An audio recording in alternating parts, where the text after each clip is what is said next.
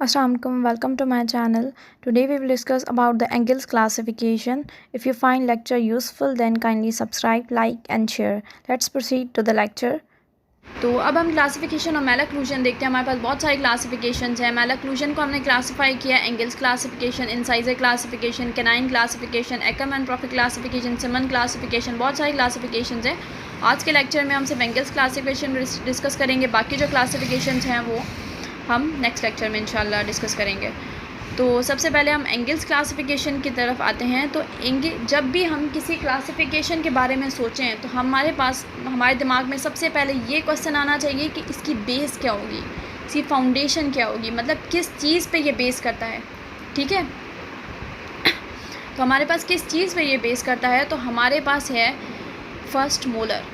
Angles classification में हम anterior posterior relationship देखते हैं फर्स्ट मोलर का। फर्स्ट मोलर आगे है, पीछे है, ठीक है, अपर और लोअर दोनों का फर्स्ट मोलर हम देखते हैं, ठीक है, उस हिसाब से। या फिर हम ये कह सकते हैं दूसरे वर्ड्स में कि लाइन ऑफ अक्लूजन, एक अक्लूजन सरफेस है, वहाँ से एक लाइन ड्रॉ करें, ठीक है, उस लाइन के अकॉर्डिंग हम अलाइनमेंट देखते हैं टीथ की कि हमारे पास अलाइनमेंट क्या है। सही है, अलाइनमेंट। अब हमारे पास आता है कि हमने फर्दर क्लासीफाई किया एंगल्स को as a normal occlusion, class 1 malocclusion, class 2 malocclusion and the class 3 malocclusion. Class 2 malocclusion further divide की गई है क्लास 2 डेव 1, क्लास 2 डेव 3, ठीक है, and class 2 sub division. Class 3 मैलक्लूजन भी फर्दर की गई है, वो ऐसे होगी कि स्यूडो क्लास 3 या फिर क्लास 3 सब डिवीजन। तो सबसे पहले हम डिस्कस करते हैं कि क्लास 1 अक्लूजन क्या होता है। मैलक्लूजन तो ठीक है, क्लास 1 अक्लूजन जिसको हम यहाँ फिर हम दूसरे वर्ड्स में ये कह सकते हैं normal occlusion, angles normal occlusion, ठीक है। तो सबसे पहले हम देखते हैं कि जैसे मैंने पहले एंड्यूसिक्स की डिस्कस करते हुए बताया कि मीजियो बकल का, सबसे पहले आप अपने दिमाग में एक मोलर लेकर आएँ, ठीक है। हमें बाहर से क्या सरफेस दिखता है, बकल सरफेस दिखता है, ठीक है। हमारे पास दो तरह के कस्प हो गए, मीजियल कस्प, बकल कस्प, ठीक है, दो तरह के कस्प हो गए। तो सबसे पहले mesial cusp, mesio buccal cusp, ठीक है, बकल साइड है, मीजियल का mesio buccal cusp of the maxillary first molar, upper वाले दांत का, ऊपर वाले दांत का, ठीक है। जो मीजियो बकल कस्प है वो नीचे के बकल ग्रूव में आके अक्लूड होना चाहिए, इसको हम कहते हैं क्लास 1 अक्लूजन, ठीक है। ये पिक्चर देख लें, ये देखें मीजियो बकल का एक दांत है, दो तरह के कस्प हो गए, मीजियल डिस्टल, ये आके बकल ग्रूव में आके यहाँ पे सेंट्रल फोसा में आके क्या कर रहा है, अक्लूड कर रहा है, तो लोअर के फर्स्ट मोलर के, तो इसको हम क्या कहेंगे, क्लास 1 अक्लूजन या फिर नॉर्मल अक्लूजन। अब हमारे पास आता है क्लास 1 मैलक्लूजन, ठीक है। तो क्लास 1 मैलक्लूजन सिंपली सेम होती है क्लास 1 अक्लूजन के, लेकिन हमारे पास एक डिफरेंस होता है, ठीक है। मीजियो बकल का जो मोलर का रिलेशनशिप है वो हमें क्लास 1 मिलता है, क्लास 1 मैलक्लूजन में, ठीक है, लेकिन हमारे पास दांत क्राउडेड होंगे, हमें कहीं क्राउडिंग मिलेगी, ज़रूरी नहीं है कि मोलर के एरिया में क्राउडिंग मिले। ओवरऑल अक्लूजन की बात की जा रही है कि पेशेंट में हमें क्राउडिंग मिलेगी, रोटेशन मिलेगी, दांतों की स्पेसिंग मिल जाएगी, ठीक है। इस कंडीशन में बोलेंगे पेशेंट को क्लास 1 मैलक्लूजन है, ठीक है, क्योंकि मोलर रिलेशनशिप तो क्लास 1 है, लेकिन मैलक्लूजन किस रेफरेंस में है, क्राउडिंग होने की वजह से, रोटेशंस होने की वजह से। अब हमारे पास आता है क्लास 2 मैलक्लूजन। तो क्लास 2 मैलक्लूजन में ये है कि डिस्ट्रोबकल कस्प। अब हमने क्या किया, क्लास 2 मैलक्लूजन। क्लास 2 में बेसिकली सबसे हम ये देखते हैं कि होता क्या है। क्लास 2 में क्या होता है, हमारे नॉर्मली अपर जॉ थोड़ा सा आगे की तरफ होता है लोअर से, ठीक है, जिससे हमारा नॉर्मल ओवरजेट क्रिएट होता है, ठीक है। तो लेकिन जिन पेशेंट्स में एबनॉर्मल ओवरजेट क्रिएट हो जाए, अपर जॉ लोअर के कंपैरिजन में नॉर्मल से ज़्यादा आगे हो जाए, ठीक है, आगे की तरफ हो, तो उस कंडीशन में हम कहते हैं कि पेशेंट को क्लास 2 है, ठीक है, पेशेंट को क्या है, क्लास 2 है। तो पेशेंट को अगर क्लास 2 है तो सपोज़ करें पेशेंट का पहले मीजियल, दो तरह के कस्प हो गए, मीजियल डिस्टल कस्प, मोलर को अगर हम इमेजिन करें तो हम सबसे पहले हमने क्या बोला था, मीजियल कस्प आगे क्या हो रहा है, अक्लूड हो रहा है बीच में, लेकिन अगर जॉ आगे हो गया तो मोलर भी आगे जाएगा, जॉ के साथ मोलर भी आगे जाएगा। तो जहाँ मीजियो बकल कस्प आगे अक्लूड हो रहा था ना बकल ग्रुप में, यहाँ आ गया डिस्टो बकल ग्रुप, क्योंकि एक आगे गया तो मीजियो बकल का आगे रह गया, अब आके अक्लूड होगा डिस्टो बकल कस्प, ठीक है।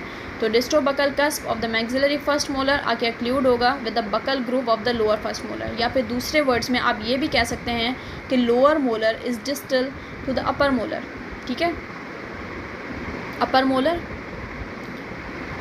ये पिक्चर है क्लास 2 मैलअक्लूजन की, जिसमें आप देखें कि सेंट्रल ग्रुप में आके क्या हो रहा है, डिस्टल जो है डिस्टो बकल कस्प जो है वो आके अक्लूड हो रहा है बकल ग्रुप में या फिर सेंट्रल फोसा में।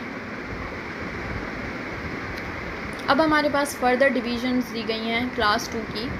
तो क्लास 2 की फर्दर डिवीजन से हैं कि class 2 div 1, class 2 div 2, class 2 sub division.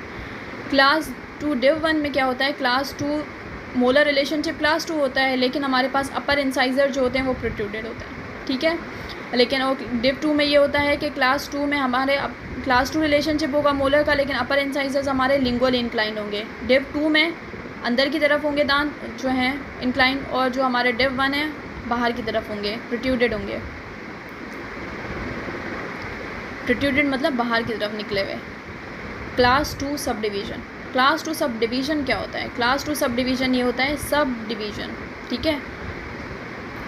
इसमें ये होता है कि हमारे पास पेशेंट एक है, लेकिन हमारे पास एक तरफ हमें क्लास 1 मिल रही होती है मोलर रिलेशनशिप, एक तरफ क्लास 1 मोलर रिलेशनशिप होता है, दूसरी तरफ हमारे पास क्लास 2 मोलर रिलेशनशिप होता है। उस कंडीशन में पेशेंट को हम बोलेंगे कि ये पेशेंट को क्लास 2 सब डिवीज़न, ये क्लास 2 डिव 1 का पेशेंट है, ठीक है। इसमें आप देखें कि हमारा जो है क्लास 2 डिस्टो बकल ग्रुप, देखें एरो भी बना हुआ है डिस्टो बकल ग्रुप पे, ठीक है। यहाँ पे डिस्टो बकल कस्प आके बकल ग्रुप जो है उसमें आके अक्लूड हो रहा है, सही है। तो और हमारे जो एंटीरियर के दांत हैं वो प्रोक्लाइंड हैं, सही है, जो अपर इंसाइजर्स हैं। तो हमारे पास क्या हो गई क्लास 2 डिव 1। लेकिन क्लास 2 डिव 2 में क्या होगा कि हमारे पास मोलर रिलेशनशिप तो क्लास 2 होगा, लेकिन डिव 2 में ये देखें अंदर की ये जो है राइट साइड पे जो पिक्चर है नीचे की तरफ, इसमें देखें कि हमारे जो एंटीरियर के इंसाइजर दांत हैं वो अंदर की तरफ हैं, इंक्लाइंड है, लिंगुअली इंक्लाइंड है, ठीक है। तो ये हमारे पास हो गया क्लास 2 डिव 2। अब हमारे पास क्या है क्लास 2 सब डिवीज़न। इसमें यह है, मैंने बोला पेशेंट के एक साइड, लेट सपोज यहाँ पे राइट साइड जो है क्लास 1 है पेशेंट को, लेफ्ट साइड क्या है क्लास 2 है पेशेंट को। अब यह है क्लास 3 मैलअक्लूजन। क्लास 3 मैलअक्लूजन में क्या होगा, बेसिकली हमारे पास क्या होता है कि जॉ, लोअर जॉ आगे मूव कर जाता है as compare to the upper one. तो है क्या, वैसे नॉर्मली ये होता है कि अपर जॉ आगे होता है लोअर के, ठीक है। क्लास 2 में नॉर्मली आगे होता है ना, वो एबनॉर्मली आगे चला जाता है, ठीक है, एबनॉर्मल ओवरजेट क्रिएट हो जाता है। अब क्लास 3 में क्या होता है, लोअर का जो है जॉ आगे आ जाता है, अपर का लोअर पीछे चला जाता है, ठीक है। तो आप सपोज़ करें अपने माइंड में कि अगर लोअर आगे आ गया, ठीक है, अपर पीछे चला गया जॉ, तो मोलर उस हिसाब से देखें कि अब इसमें क्या होगा कि mesiobuccal cusp of the maxillary first molar, ठीक है। अब मीजियोबकल कस्प जो है फर्स्ट मोलर का वो चला जाएगा in between first and the second molar of the mandible, ठीक है। लोअर का जो फर्स्ट मोलर है और सेकंड मोलर है, ठीक है, उन दोनों के बीच में इंटरडेंटल स्पेस में मीजियोबकल कस्प आएगा अपर का। जाहिर सी बात है, अब दांत पहले क्या हो रहा था, मोलर से रिलेशनशिप में आ रहा था, अब लोअर आगे चला गया, तो जब लोअर जॉ आगे गया तो मोलर भी उसके साथ आगे गया, मोलर उसके साथ आगे गया तो जो मीजियोबकल कस्प है वो बकल ग्रुप में अक्लूड हो रहा था ना नॉर्मल अक्लूजन में। लेकिन अगर क्लास 3 हो गया है पेशेंट को तो वो इंटरडेंटल स्पेस में होगा between the first molar and the second molar, ठीक है। या फिर हम दूसरे वर्ड्स में ये कह सकते हैं कि all mandibular teeth are mesial to the normal, ठीक है, आगे की तरफ मूव हो गए सारे के सारे दांत नॉर्मल से। लेकिन इससे ज़्यादा जो डेफिनेशन एग्ज़ाम में जो वैलिड होती है वो ऊपर वाली होती है। ये यहाँ पे आप देख लें कि जो अपर का जो मीजियोबकल कस्प है वो आके अक्लूड कर रहा है in between the first molar and the second molar of the lower jaw. ठीक है, अब हमारे पास आती हैं लिमिटेशंस। ठीक है, सबसे पहले एंगल्स से ज़ाहिर सी बात है कोई भी चीज़ होती है उसके कुछ मेरिट्स होते हैं, कुछ डीमेरिट्स होते हैं। हर चीज़ ज़ाहिर सी बात है कुछ नुकसान कुछ फ़ायदे। तो एंगल्स क्लासिफिकेशन जो है वो हमारे पास ये है कि इसके मेरिट्स ये होंगे कि ये हमें इसको करना बहुत रैपिड है, कोई फर्दर इंस्ट्रूमेंटेशन वगैरह की हमें कोई नीड नहीं होती। ठीक है, रैपिडली हो जाती है और मतलब ये हमारे इजी है करने में और वर्ल्ड वाइड यूज़ की जाती है। ठीक है, तो ये हमारे पास लिमिटेशंस जो हैं एंगल्स की क्लासिफिकेशन की, वो लिमिटेशंस ही हैं। लेट सपोज हमने बेस क्या बनाया था, फर्स्ट मोलर। सपोज़ करो बेस बनाया था फर्स्ट मोलर और पेशेंट में फर्स्ट मोलर ही नहीं है, तो एंगल्स क्लासिफिकेशन वैलिड ही नहीं, उस पर हो ही नहीं सकती। जब मोलर नहीं है तो जाहिर सी बात है, तो ये इसका ड्रॉबैक हो गया। जो मैंने 4th पॉइंट लिखा है, first molar is absent this classification is not applicable. ठीक है,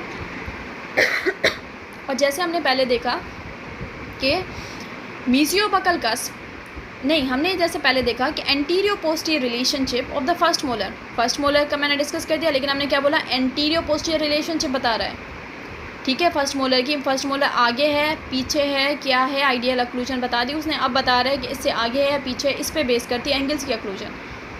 आगे पीछे तो है, लेकिन हमारे पास वर्टिकल प्लेन ओवरजेट, वो हमारे पास जो है, हमारे पास क्रॉस बाइट, ठीक है, ट्रांसवर्स प्लेन में होती है ना, उसके बारे में ये कोई इन्फॉर्मेशन नहीं दे रहा। ठीक है, हमारे पास वर्टिकल प्लेन में डीप बाइट होती है, उसके बारे में कोई इन्फॉर्मेशन नहीं दे रहा। ठीक है, तो ये इसका ड्रॉबैक हो गया कि ये हमें ये हमें इन्फॉर्मेशन नहीं देता ट्रांसफर और वर्टिकल प्लेन्स के बारे में। ठीक है, और हमें स्केलेटल के बारे में भी नहीं बताता। अगर स्केलेटल डिस्क्रिपेंसी है पेशेंट को, जैसे स्केलेटल क्लास 2 है, ठीक है, तो वो हमें उसके बारे में इन्फॉर्मेशन नहीं देता। ये इसकी जो है सिर्फ डेंटल जो है मतलब डेंटल के हिसाब से ये जो है ना हमें मैलअक्लूजन बताता है। तो problems of the growth of the bones overlooked, ठीक है, उसके बारे में वो देखता ही नहीं है, हमें पता नहीं चलता। ठीक है, all mail functions of the muscles overlooked. ठीक है, तो आज के लिए इतना, थैंक यू।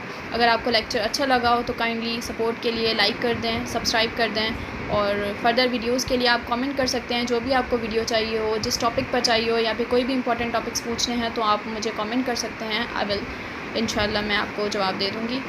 Thank you.